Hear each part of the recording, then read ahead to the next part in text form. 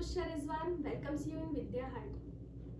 तो चलिए आज की क्लास में हम लोग क्या पढ़ने वाले हैं। तो आज की क्लास में हम लोग एक बहुत ही इंटरेस्टिंग टॉपिक पढ़ने वाले हैं जो कि हिस्ट्री का है।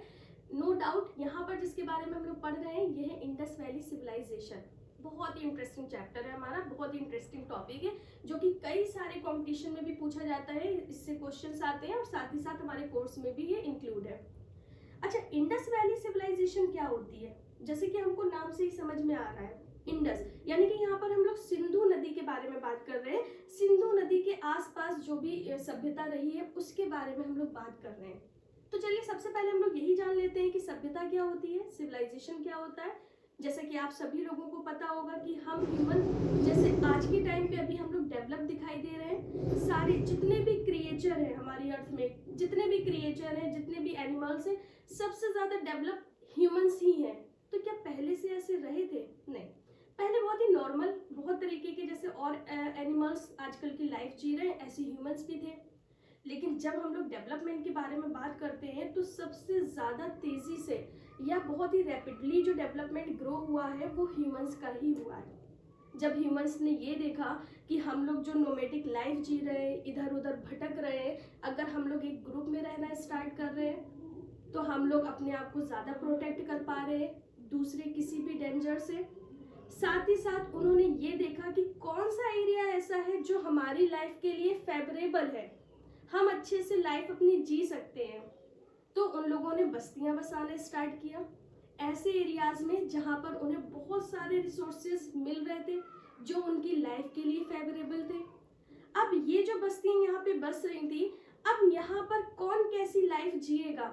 कहीं क्राइम तो नहीं हो रहा है, कहीं किसी को प्रताड़ित तो नहीं किया जा रहा है। इस बात को कंट्रोल करने के लिए जो कोड ऑफ कंडक्ट बना, ये सारी ही चीजें एक साथ मिलके जितनी भी हम लोग अपनी लाइफ को इजी बनाने के लिए जितनी भी टेक्नोलॉजी का यूज कर रहे हैं, अपने डेवलपमेंट के लिए जो भी चीजें हम लोग इंक्लूड कर रहे हैं अपनी लाइफ में, एक्सेप्ट कर रहे हैं और बहुत ही अच्छे से लाइफ को अपनी जी रहे हैं। हमारे लिए जो भी बहुत ही फेवरेबल है उसको हम लोग एक्सेप्ट कर रहे हैं, उस स्टाइल में हम लोग जी रहे हैं और बस्ती बना रहे हैं एक जगह। नोमेटिक लाइफ को छोड़ के हम लोग एक जगह रह रहे हैं। यही सारी चीजें तो सभ्यता कहलाती हैं, यही तो सिविलाइजेशन होता है। तो अगर हम लोग आज के टाइम के बारे में बात करते हैं कि क्या सिविलाइजेशन, जैसा हम लोग आज के टाइम पे सिविलाइज्ड अपने आप को कहते हैं या हम लोग बस्ती बना के रह रहे हैं, हम लोग सभ्यता जो अपनाए हुए हैं या सभ्य तरीके से रह रहे हैं, क्या ऐसा पहले भी था?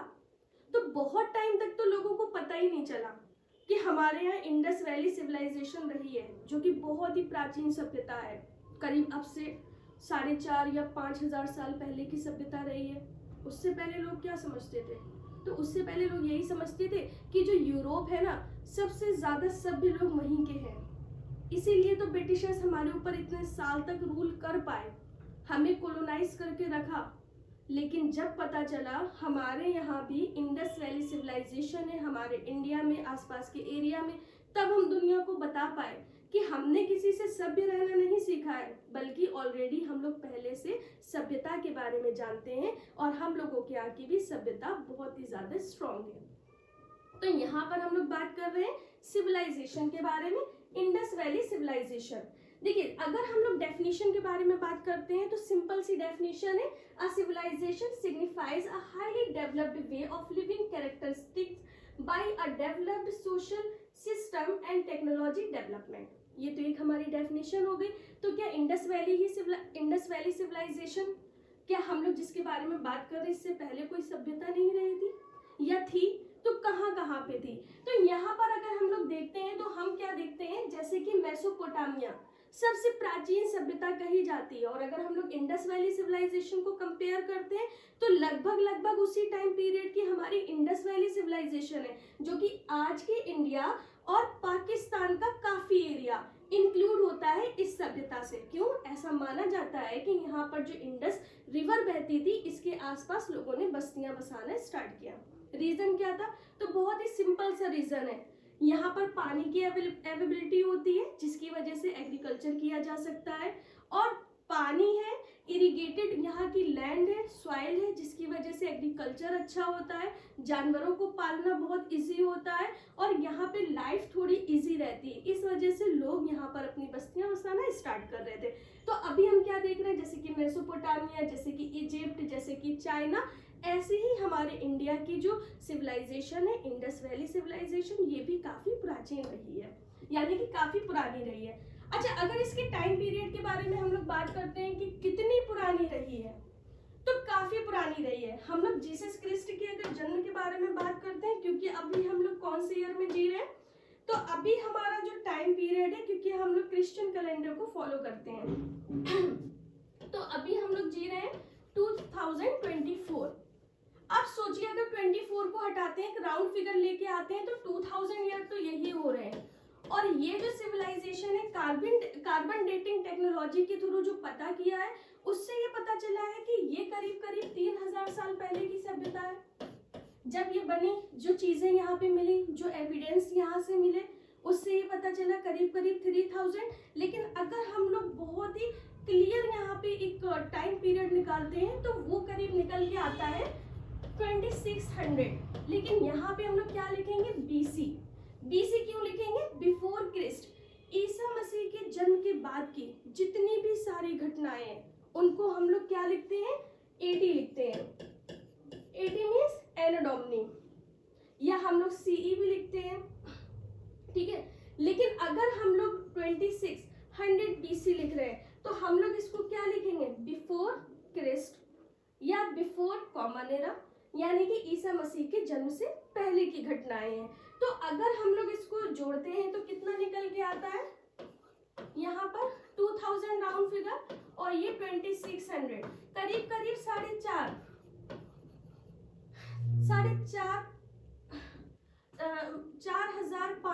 600, करीब 4500 साल पहले की ये हमें एविडेंस मिल रहे हैं, ये हमें सभ्यता मिल रही है। तो हम लोग क्यों ना कहें कि हमारे इंडिया के लोग भी सभ्य रहे हैं, हमने काफी सारी चीजें और लोगों को सिखाई है वर्ल्ड में। ये सारी चीजें हम लोग यहाँ से देखते हैं।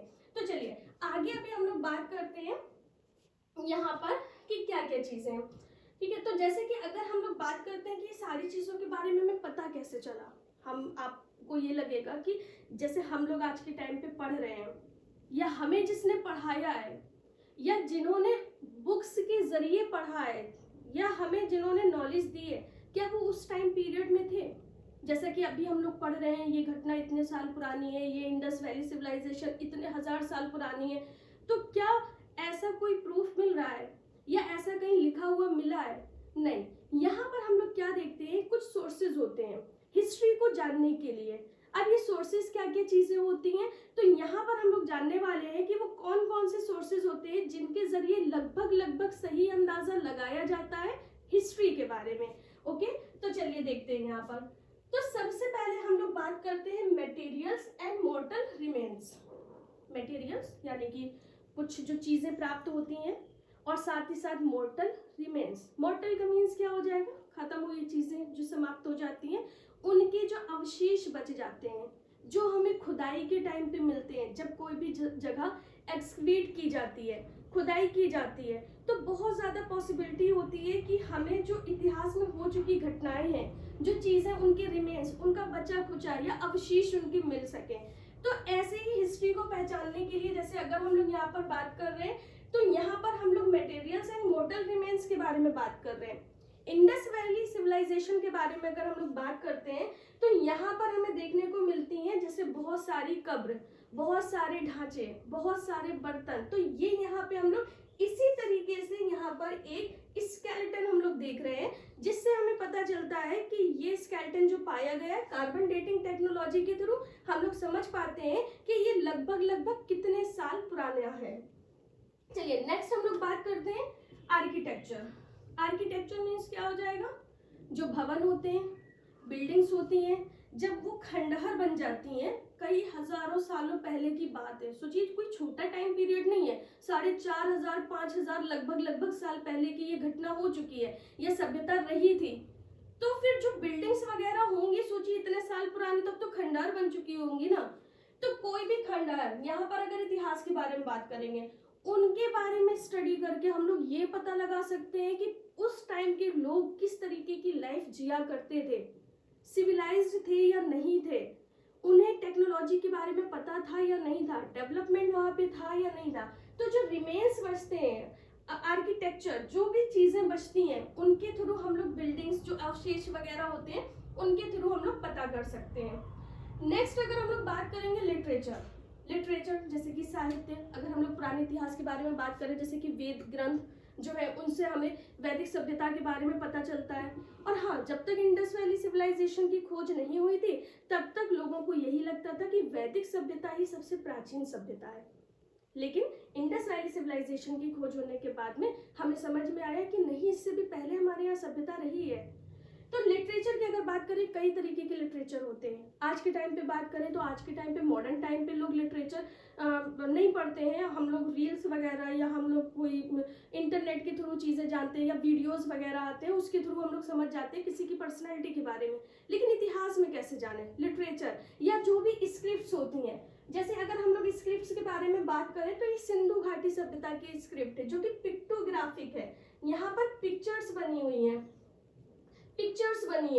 पिक्चर्स को अभी तक इसको स्टडी नहीं किया जा सका है, अनडिस्कवर है, अभी पढ़ा नहीं जा सका है। लेकिन बट अगर हम लोग देखते हैं तो इतिहास जानने का एक मेन सोर्स लिटरेचर भी होता है, जैसे कि वैदिक सभ्यता के बारे में हम लोगों ने जाना था। नेक्स्ट हम लोग बात करते हैं न्यूमिस्मेटिक एविडेंसेस। न्यूमिस्मेटिक एविडेंसेस क्या होते हैं? Study of coins. जैसे कि आप सभी जानते हैं कि जब कोई भी राजा शासन करता है, कोई भी किंग रूल करता है, तो वो अपनी उपलब्धियों के बारे में सिक्के जो चलाता है उसमें अक्सर वो मतलब कि मढ़वाता है या उसमें इनग्रेव करवाता है। जैसे कि समुद्रगुप्त के बारे में हमें पता चला कि वीणा वो करता था, वीणा वगैरह बजाता था, वो राजा बहुत शौकीन था संगीत का। कैसे पता चला? क्योंकि सिक्कों में वो छपा हुआ था वीणा बजाते हुए राजा को। तो ऐसे आज के टाइम पे अगर हम लोग देखते हैं तो हमें ये समझ में आता है उन सिक्कों की भले कोई वैल्यू ना हो, लेकिन अगर हिस्ट्री के अकॉर्डिंग हम लोग देखते हैं या हम लोग धरोहर संपत्ति के अकॉर्डिंग देखते हैं तो हमें समझ में आता है कि इन सिक्कों की बहुत वैल्यू है।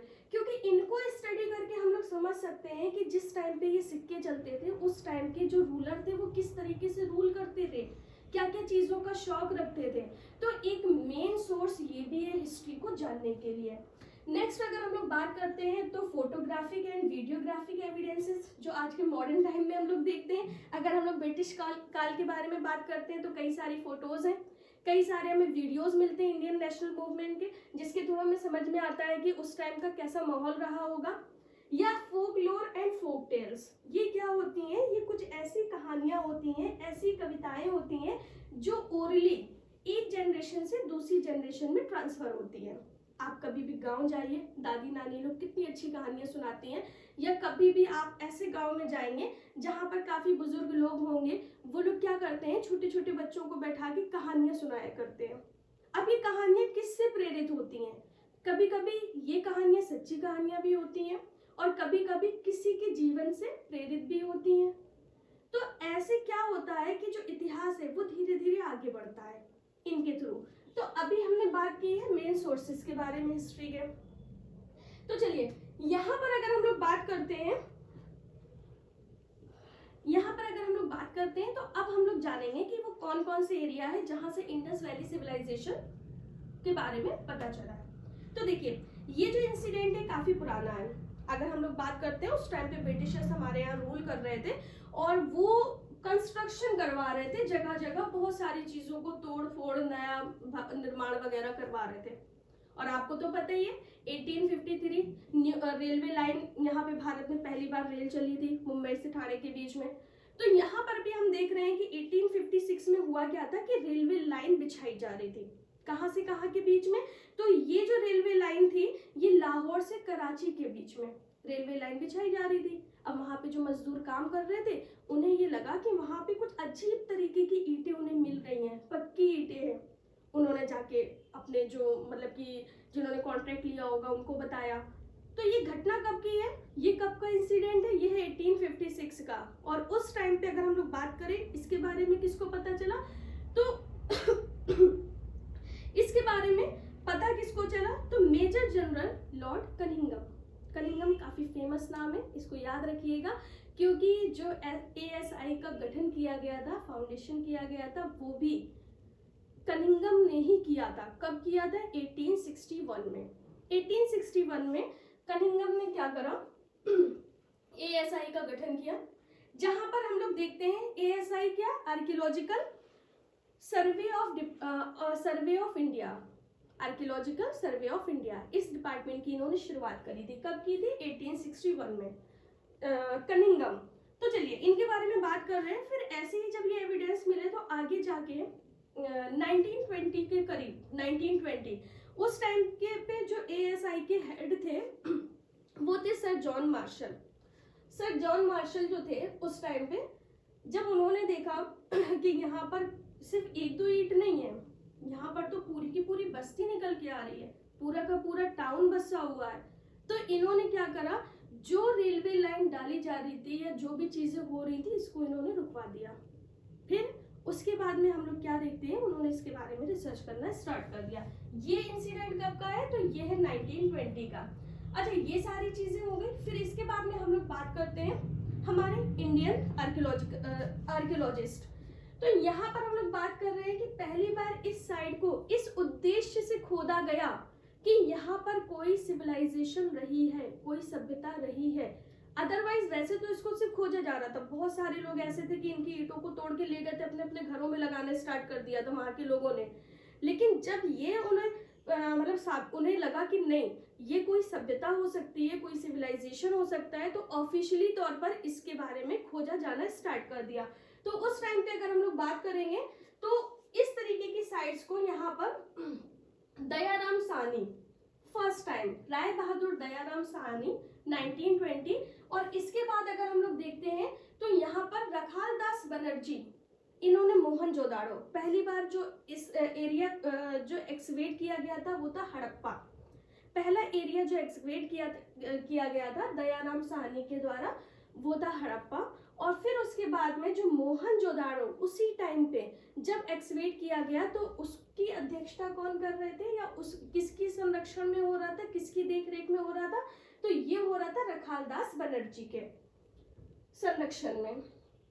तो ये देखिए, अगर हम लोग बात करते हैं कि ये कहाँ से कहाँ तक फैला हुआ था, तो अगर हम लोग बात करते हैं इंडिया में या हम लोग बात करते हैं पाकिस्तान, अभी अगर हम लोग जनरली मोटा मोटा हिसाब किताब लेते हैं तो हम क्या देखते हैं कि काफ़ी बड़ा हिस्सा यहाँ पर हमें इंडिया का दिखाई देता है, बहुत बड़ा हिस्सा यहाँ पर हमें पाकिस्तान का दिखाई देता है। तो अगर हम लोग यहाँ पर बात करें तो कौन कौन से एरिया आते हैं, अगर स्टेट के बारे में बात करते हैं तो देखिए प्रेजेंट डे अगर हम लोग पाकिस्तान के बारे में देख रहे हैं, and the state of Punjab, Pakistan में प्लस अपने स्टेट जो है पंजाब, गुजरात, उत्तर प्रदेश, राजस्थान एंड हरियाणा, ये हमारी कंट्री में। इसके अलावा अगर हम लोग मॉडर्न डे की बात करेंगे तो कुछ हिस्सा बलूचिस्तान में भी पाया जाता है, अफगानिस्तान में भी कुछ पार्ट पाया जाता है, और सेंट्रल एशिया और ईरान, यहाँ तक ये कुछ कुछ पार्ट पाया जाता है। किसका? जो हमारी ये इंडस वैली सिविलाइजेशन है। अच्छा, बहुत सारे एरियाज पाए गए हैं नॉर्थ से लेकर साउथ तक, और ईस्ट से लेकर वेस्ट तक, ये एरियाज यहाँ पर हमारे जो पता चले हैं कि ये इंडस वैली सिविलाइजेशन है। अब पता कैसे चला? क्योंकि जब एक्सकेवेट किया गया, जब देखा गया, तो पता चला कि जिस तरीके का निर्माण यहाँ पर है उसी तरीके का निर्माण दूसरी साइड पे भी मिल रहा है, उसी तरीके का निर्माण अदर साइड्स में भी मिल रहा है। तो जब हिसाब किताब लगाया गया तो देखा गया कि एक ही तरीके का ये निर्माण कार्य है, ये जो कंस्ट्रक्शन हुआ ये एक ही टाइप का है, यानी कि एक ही टाइप की सिविलाइजेशन यहाँ पे पाई गई है, जो कि कार्बन डेटिंग से पता चला कितनी पुरानी है, और पता चला कि इंडस वैली सिविलाइजेशन काफी बड़े एरिया में फैली हुई थी। अगर हम लोग हिसाब लगाते हैं या हम लोग देखते हैं कि नॉर्थ में कहाँ तक फैली हुई थी, तो चलिए नॉर्थ में अगर हम लोग बात करते हैं तो जम्मू एंड कश्मीर का जो एरिया था नॉर्थ में, जम्मू एंड कश्मीर, मांडा, अगर हम लोग नॉर्थ के बारे में बात करते हैं, मांडा यहाँ तक फैली हुई थी। और अगर हम लोग साउथ की बात करते हैं तो दायमाबाद, साउथ में हम लोग कहाँ पे देख रहे हैं? दायमाबाद, साउथ में हम लोग कहाँ तक देख रहे हैं? दायमाबाद। इसके अलावा अगर हम लोग लास्ट बिल्कुल ईस्ट वार्ड अगर हम लोग देख रहे हैं, ईस्ट वार्ड, तो यहाँ पर देख रहे हैं हम लोग आलमगीरपुर, बिल्कुल लास्ट में देख रहे हैं आलमगीरपुर, ये एरिया आपको दिख रहा होगा। और अगर हम लोग वेस्ट वार्ड बात करते हैं, बिल्कुल वेस्ट की साइड में, तो सुतकानगोंडा, सुतकानगोंडा कौन सा है, ये लिखा है सुतकानगोंडा,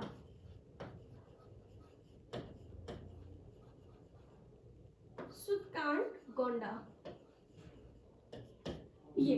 तो हम लोग क्या देख रहे हैं, वेस्ट में सुतकानगोंडा तक है, ईस्ट में आलमगीर है, साउथ में बात करें तो दायमाबाद तक है, और नॉर्थ में हम लोग बात कर रहे हैं मांडा यानी कि जम्मू एंड कश्मीर तक। सोचिए इतने बड़े एरिया में इंडस वैली सिविलाइजेशन फैली हुई थी। अच्छा, इसके बारे में हम लोग इतनी बात क्यों कर रहे हैं, इसके बारे में हम लोग इतनी बात इसलिए कर रहे हैं क्योंकि ये सभ्यता अपने आप में काफी ज्यादा मतलब वेल सेटल्ड हम लोग कहेंगे, वेल डेवलप्ड कहेंगे। जैसे आज के टाइम पे हम लोग वेल डेवलप्ड सिटीज वगैरह के बारे में बात करते हैं, उसी तरीके से। चलिए, तो यहाँ पर अगर हम लोग बात करते हैं इम्पोर्टेंट साइट्स, साइट्स का मतलब क्या हो गया, जो इनके मतलब कि जो इनके टाउन या सिटीज थे, जो यहाँ पर ढूंढे गए, मिले, उनकी खोज की गई, वो मेन सिटीज कौन थी। तो देखिए यहाँ पर हम लोग देख रहे हैं जो मेन सिटीज हैं, जैसे कि मोहनजोदारो, हड़प्पा, लोथल, कोट दिजी, धोलावीरा यानी कि गुजरात, रोपड़ पंजाब, कालीबंगन राजस्थान, राखीगढ़ी एंड अमरी पाकिस्तान में। तो यहाँ पर कुछ इंपॉर्टेंट ये साइट आपको ऐसे दिख रही हैं यहाँ पर, जो कि मैप में अगर आप देखोगे तो बहुत अच्छे से आप देख सकते हो। इंपॉर्टेंट अगर हम लोग देख लेते हैं तो जैसे कि ये लोथल हो गई, ये कोटडाड़ा हो गया, ये सुत्कागैंडोर हो गया, जैसे कि अभी हमने पढ़ा था, ये कोट दीजी हो गया, ये मोहनजोदारो हो गया, इसके बाद में ये रूपर हो गया, ये हड़प्पा हो गया है। तो ऐसी ही कई सारी आपको इम्पोर्टेंट साइट्स यहाँ पे मिल जाएगी, जैसे ये धौलावीरा है, अमरी हो गया। तो यहाँ पर अगर आप लोग मैप में देखोगे तो आपको इम्पोर्टेंट साइट्स भी मिल जाएंगी।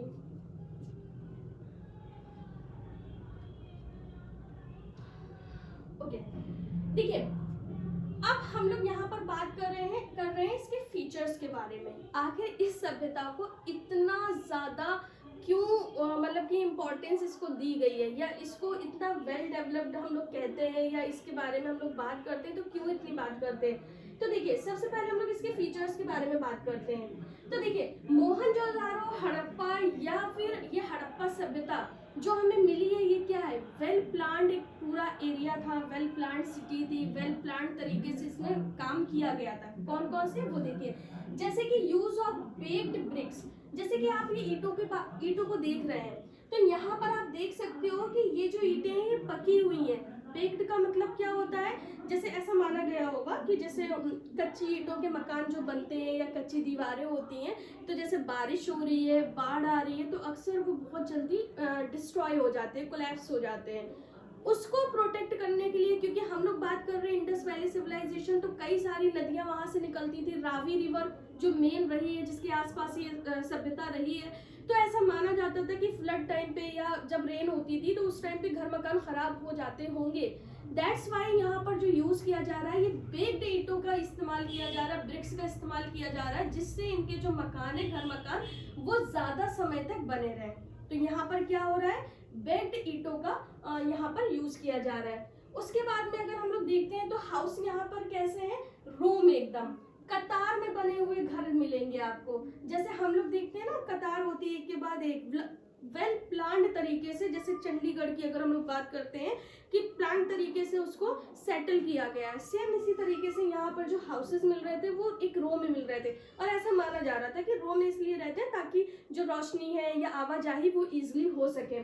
इसके अलावा हम लोग क्या देख रहे हैं यहाँ पर कि टॉयलेट्स एंड बाथरूम्स, हर घर में टॉयलेट्स एंड बाथरूम देखने को मिले हैं, जो साफ ये बात दर्शाता है या दिखाता है कि उस टाइम के लोग कितना ज्यादा सैनिटाइजेशन या सैनिटेशन को बहुत ज्यादा इंपॉर्टेंस देते थे।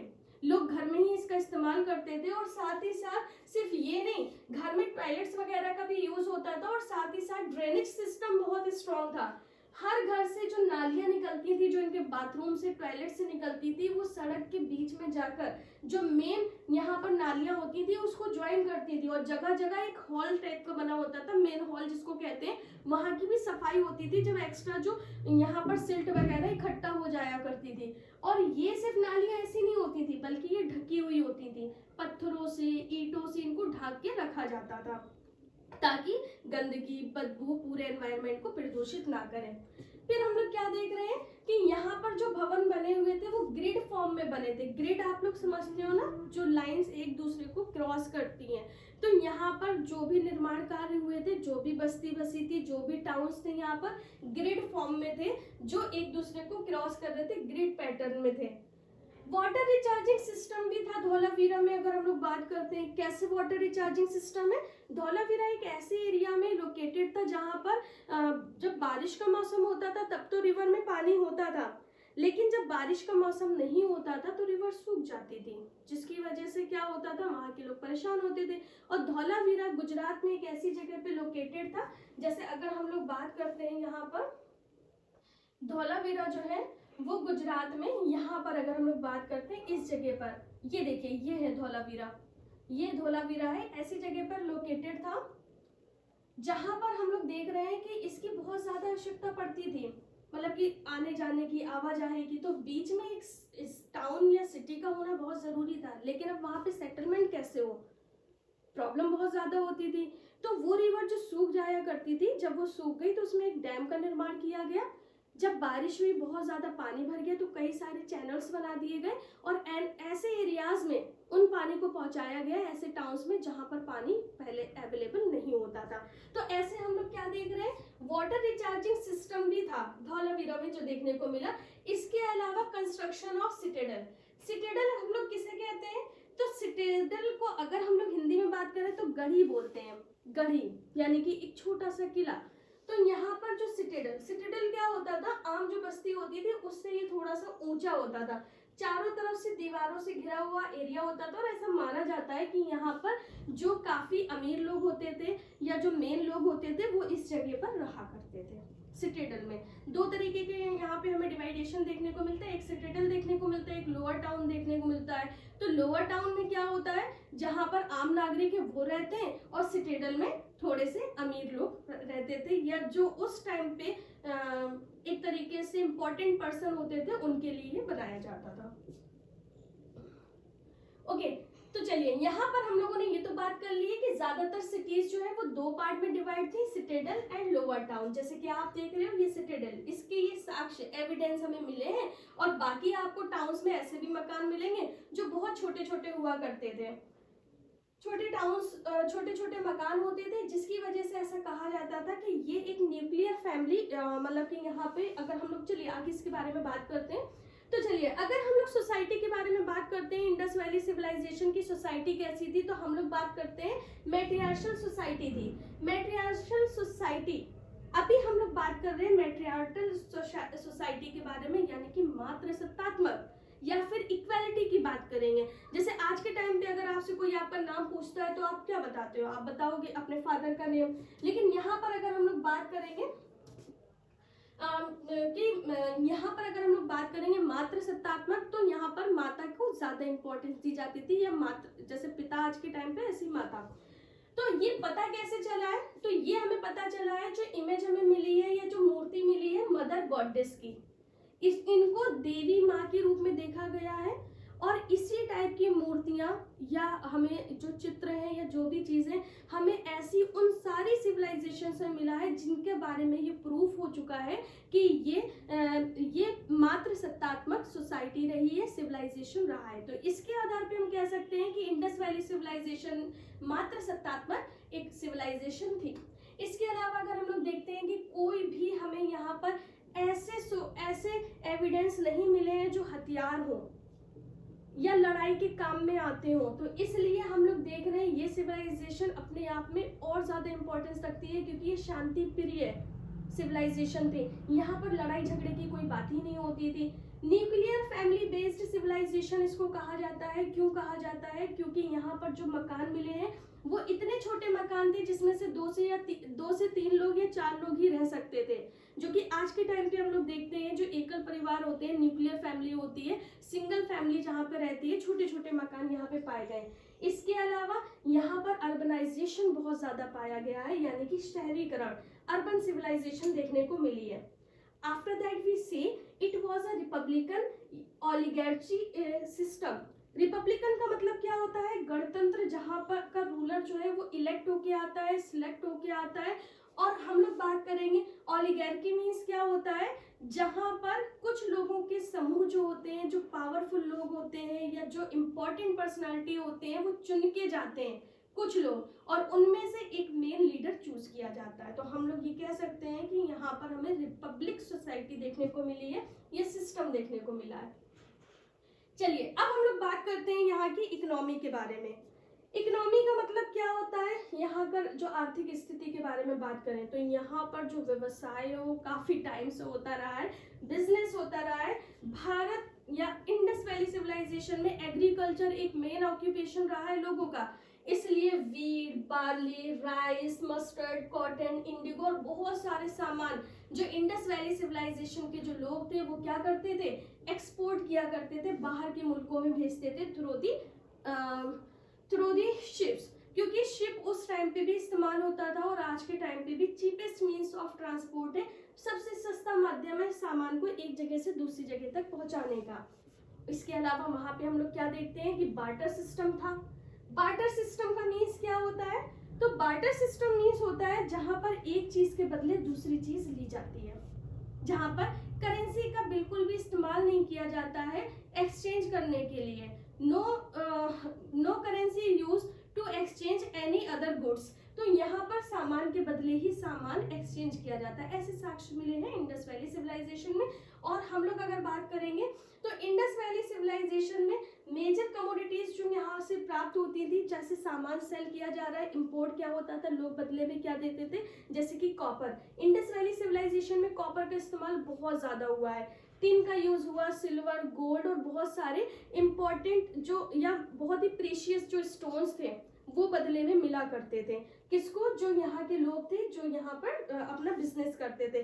बिजनेस की बात करें तो बेसिकली इंडस वैली सिविलाइजेशन का बिजनेस कहाँ से कहाँ तक होता था, खासकर मेसोपोटामिया से। ऐसे साक्ष्य मिले हैं यहाँ पर कि कैसे पता चला है, क्योंकि मेसोपोटामिया सभ्यता की जो सील या मोहर वहाँ पे पाई गई है वो हमारे इंडस वैली सिविलाइजेशन में एक्सिबिशन में भी मिली है, और साथ ही साथ इंडस वैली सिविलाइजेशन की जो स्टैम्प या मोहरें थी वो यहाँ पर सील वो मेसोपोटामिया जैसी जगहों पे भी मिली है, इजिप्ट जैसी जगहों पे भी मिली है। तो इस तरीके से हम ये पता लगा सकते हैं या हम कह सकते हैं कि जो ट्रेड था, जो व्यवसाय था, वो काफी दूर तक होता था थ्रू या इस एरा में, इस टाइम पीरियड में।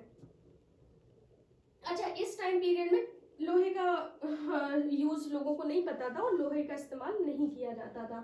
चलिए रिलीजन की अगर बात हम लोग करते हैं तो पर्टिकुलर यहाँ पे कोई भी रिलीजन नहीं ऐसा मिला है। जैसे कि अगर हम लोग साक्ष्य के बारे में बात करें, जैसे कि मंदिर हो गए या कुछ और चीजें, ऐसे कोई साक्ष्य नहीं मिले, लेकिन कुछ मूर्ति, कुछ सील ऐसी मिली हैं जिससे अनुमान लगाया जा सकता है कि किसकी पूजा होती है। पूजा बेसिकली उन्हीं चीजों की जाती थी जो फायदा पहुंचाते हैं। जैसे कि यहाँ पर अगर हम लोग बात करेंगे तो मदर गॉडेस की पूजा की जाती होगी, क्योंकि माँ जननी माना जाता है, हर चीज को जन्म देने वाली। दैट्स वाई मदर गॉडेस यहाँ पर पाई गई है। इसके अलावा यहाँ पर एक ऐसी भी स्टैम्प मिली है जिसमें एक ऐसे पर्सन की एक आकृति बनी है जो आराम से समाधि लगाए बैठे हुए हैं और बहुत बड़ा सा एक बड़े से सींग बुल वाला जो पानी में जो बैल रहते हैं उनका ये सींग वाला यहाँ पर ताज पहने हुए हैं। इसके अलावा यहाँ पर बुल, लॉयन और टाइगर वगैरह सारी चीजें, एलिफेंट वगैरह नहीं, यहाँ पर आपको बुल, टाइगर, एलिफेंट और राइनो आपको देखने को मिल रहा है। इसके अलावा एक सींग वाला यहाँ पर जो यूनिकॉर्न बोला जाता है वो भी यहाँ देखने को मिलेगा। तो ऐसे हम लोग कह सकते हैं पशुपतिनाथ, जो कि माना जाता है कि ये लॉर्ड शिव हो सकते हैं, हो सकता है कि उनकी पूजा की जाती हो। इसके अलावा यहाँ पर हम लोग कुछ ऐसी पिक्चर्स देख रहे हैं, पिक्टोग्राफी का मीन्स क्या हो गया, कुछ ऐसी यहाँ पर चीजें दिख रही हैं जो पिक्चर्स के थ्रू यहाँ पर बताई गई हैं या पढ़ाई मतलब कि लिखा हुआ है। फिर हम लोग बात करेंगे यहाँ पर एक स्टैम्प ऐसी मिली है जो स्वास्तिक आप सभी लोग जानते हैं, एक होली सिंबल होता है, उसका इस्तेमाल किया जाता, मतलब सील उसकी मिली है। फिर हम लोग देख रहे हैं फायर एटलर, जो कि हम लोग बात करेंगे जैसे हवन किया जाता है, तो हवन अग्नि कुंड भी यहाँ पे मिला है जिसमें जानवरों की हड्डियां भी प्राप्त हुई, और ऐसा माना जाता हो सकता है कि इनका इस्तेमाल हवन के टाइम पे किया जाता रहा होगा। इसके अलावा एक पीपल ट्री एक स्टैम्प पे मिला है, सील में मिला है, जिसमें पत्तों को देख के आप समझ सकते हो। पीपल ट्री आप जानते हो एक होली एक ट्री है, पवित्र पेड़ माना जाता है, इसकी पूजा भी बहुत जगहों पे की जाती है। फिर हम लोग देख रहे हैं ग्रेट बाथ ऑफ मोहनजोदारो, बहुत ही इंपॉर्टेंट ये पार्ट है मोहनजोदारो का। एक ग्रेट बाथ यहाँ पे देखने को मिलता है जिसमें दोनों साइड में सीढ़ियां हैं और काफी बड़ा उस टाइम पे रहा, और ऐसा माना जाता है कि जब रिचुअल्स होते होंगे तो उस टाइम पे इनका इस्तेमाल किया जाता होगा, रिचुअल्स के टाइम पे, रिलीजियस सेरेमनी के टाइम पे। ऑक्यूपेशन की अगर हम लोग बात करते हैं तो यहाँ पर फार्मर्स, जैसे कि हमने बताया था एग्रीकल्चर यहाँ का मेन ऑक्यूपेशन रहा है, तो एग्रीकल्चर। इसके अलावा वीवर्स, कपड़ा बुनने वाले, क्योंकि कॉटन की यहाँ पे खेती होती थी तो फिर कपड़ा बुनने वाले तो होंगे ही। इसके अलावा पॉटर्स यानी कि बर्तन बनाने वाले। फिर हम लोग बात करेंगे मेटल वर्कर्स यानी कि जैसे इसके बारे में कैसे पता चला, क्योंकि कांस्य की मूर्ति मिली है एक नर्तकी की, जिससे हमें पता चला कि उस टाइम के लोग वैक्स के जरिए, मोम के जरिए कैसे कांसे की मूर्ति बनाई जा सकती है, उसके बारे में लोगों को पता था। टॉय मेकर्स, टॉय जो पाए गए हैं, जैसे कि यहाँ पर एक कार्ड पाई गई है जिसमें एक चलाने वाला भी इसमें बैठा हुआ है, तो इससे ये पता चला कि पहले के टाइम पे लोग इस तरीके की गाड़ियों का इस्तेमाल करते थे सामान को लाने ले जाने के लिए। इसके अलावा ज्वेलर्स, बहुत सारी ज्वेलरीज पाई गई हैं, साथ ही साथ स्टोन कटर्स, ट्रेडर्स यानी कि जो व्यापार करते हैं, और इस तरीके की चीजें यहाँ पर पाई गई हैं। और सीधी सी बात है, यहाँ पर हम लोग देख सकते हैं कि एग्रीकल्चर यहाँ का मेन ऑक्यूपेशन रहा है। जैसे कि अगर हम लोग बात करते हैं the discovery of bronze statue of dancing girl indicates that they knew the use of bronze, क्योंकि यहाँ पर हम लोगों ने डांसिंग गर्ल को देखा है, ब्रॉन्ज की एक मूर्ति देखी है, तो उससे हम कह सकते हैं कि जो ब्रॉन्ज है ना उसका इस्तेमाल करना यहाँ के लोग जानते थे।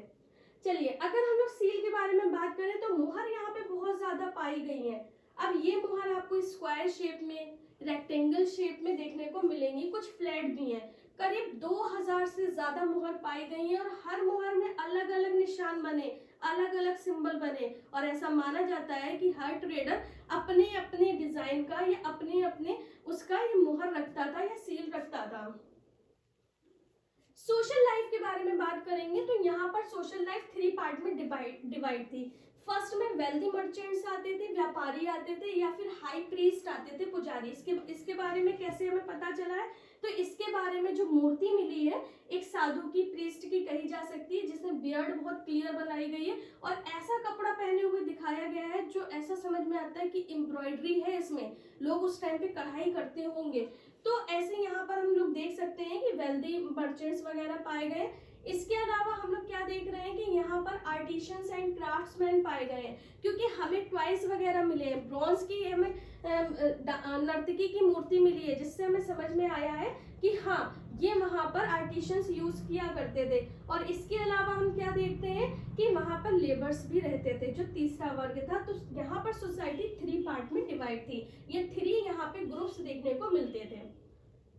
नेक्स्ट अगर हम लोग ड्रेसेस के बारे में बात करेंगे तो गोल्ड, सिल्वर, ये सारी जो ऑर्नामेंट्स होते थे, जो ज्वेलरी होती थी, अमीर लोग पहना करते थे। इसके अलावा जैसे कि बोन की, आइवरी यानी कि हाथी दांत की जो चीजें होती थी, ज्वेलरी होती थी, और साथ ही साथ जैसे सीप वगैरह के जो बनते थे, वो ज्वेलरी जो नॉर्मल पर्सन होती थी, नॉर्मल विमेन होती थी वो पहनती थी, और जो महिलाएं होती थी वो शॉर्ट स्कर्ट्स पहनती थी, और जो पुरुष होते थे वो लंबा सा अपना कपड़ा अपने शरीर में डाले रहते थे। फूड के बारे में बात करें तो यहाँ का मेन फूड जैसे कि wheat, barley, milk, meat, fish, eggs, fruits, ये रहा था। एविडेंस से ऐसा प्राप्त हुआ है। और हड़प्पन स्क्रिप्ट, जैसे कि यहाँ पर हम लोग देख रहे हैं, चलिए ठीक है, तो स्क्रिप्ट की अगर हम लोग बात करें तो हड़प्पन स्क्रिप्ट कैसी है, पिक्टोग्राफिक, जैसे कि हमने ऑलरेडी आपको पहले बताया था, क्योंकि यहाँ पर सिर्फ पिक्चर्स बनी है, जिसके बारे में अभी तक स्टडी नहीं किया जा सका है, इसके बारे में अभी तक नहीं पढ़ा जा सका है। तो ये थी हमारी बहुत ही इंपॉर्टेंट एक सिविलाइजेशन, इंडस वैली सिविलाइजेशन के बारे में, सारी ही इंपॉर्टेंट चीजें जितना भी आपके कोर्स में। तो चलिए अब हम लोग डिक्लाइन के बारे में बात करते हैं कि आखिर इतनी डेवलप्ड सिविलाइजेशन थी तो इसका पतन कैसे हुआ, किस तरीके से ये डिक्लाइन हुई। तो देखिए इसका डिक्लाइनेशन कैसे हुआ, कई सारे लोगों ने इसके मतलब कि कारण बताए हैं, रीजन बताए हैं। जैसे कि अगर हम लोग बात करें तो इसका डिक्लाइन का जो टाइम है वो 1900 से 1700 BCE है। और डिस्ट्रॉय किस तरीके से हुई है, कुछ लोगों का मानना है अर्थक्वेक आया है, कुछ लोगों का मानना है कि टेक्टोनिक मूवमेंट की वजह से क्या हुआ है कि जो प्लेट्स हैं, टेक्टोनिक प्लेट्स, उनका जो मूवमेंट हुआ उसकी वजह से जो रिवर्स हैं बह रही थी, कुछ रिवर्स एक्सटिंक्ट हो गई, गायब हो गई, जिसकी वजह से जो सभ्यता उन रिवर्स के किनारे थी वो धीरे धीरे करके दूसरी जगह शिफ्ट होने लगी, जैसे कि गंगा प्लेन के पास में आके, और वहां पे बसना स्टार्ट कर दिया। फ्लड्स कारण हो सकता है, बाढ़ का आना भी रीजन हो सकता है, या फिर एपिडेमिक, महामारी, कोई भी बीमारी फैली होगी जिसकी वजह से वहां पे सिविलाइजेशन खत्म हो गई। लेकिन सबसे अगर हम लोग बात करेंगे इम्पोर्टेंट, या हम लोग मेन अगर हम लोग बात करेंगे डिक्लाइन का रीजन क्या रहा है, तो टेक्टोनिक प्लेट्स का जो खिसकना या रिवर्स का एक्सटिंक्ट हो जाना और लोगों का एक जगह से दूसरी जगह शिफ्ट हो जाना, ये एक मेन कारण समझ में आता है। बट अभी तक ऐसा कुछ क्लियर नहीं हुआ है। तो ये थी आपकी इंडस वैली सिविलाइजेशन, जो कि हम लोगों ने बहुत अच्छे से इसको पढ़ा है। उम्मीद करती हूँ, आई होप आप लोगों को क्लियर समझ में आया होगा। नहीं आया है तो एक बार वीडियो फिर से देखिएगा। नेक्स्ट क्लास में मिलते हैं एक नए बहुत ही इंटरेस्टिंग टॉपिक के साथ में। ओके, थैंक यू, जय हिंद।